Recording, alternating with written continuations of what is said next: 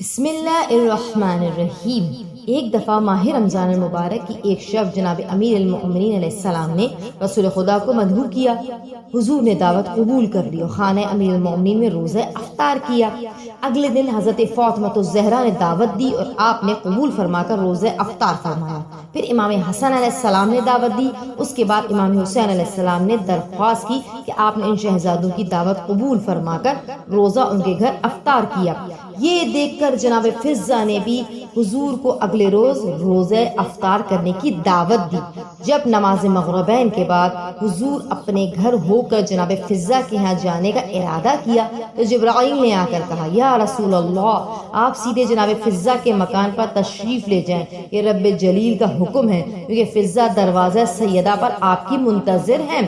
چنانچہ آپ سیدھے جناب فضہ کے مکان پر تشریف لائے۔ اہل بیت طاہرین نے تعظیم کی، آداب و سلام بجا لائے۔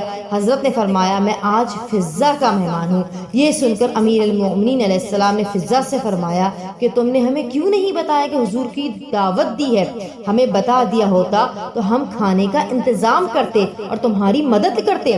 فضہ نے عرض کی، مولا، میں آپ کی کنیز ہوں، آپ اطمینان رکھیں، سب انتظام ہو جائے گا۔ اس کے بعد آپ اندر گئیں، مصلی بچھا کر 2 رکعت نماز ادا کی، بارگاہ خداوندی میں دعا کی، مالک، میں اپنے حبیب کی دعوت کا انتظام فرما۔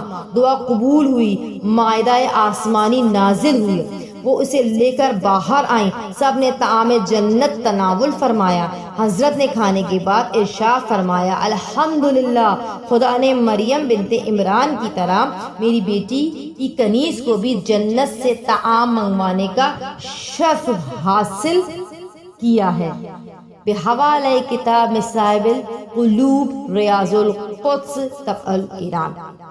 صلی اللہ علی محمد وآل محمد فعجل فرجہم۔ کائنڈلی ہمارے چینل میسج پیربیٹ کو سبسکرائب کریں۔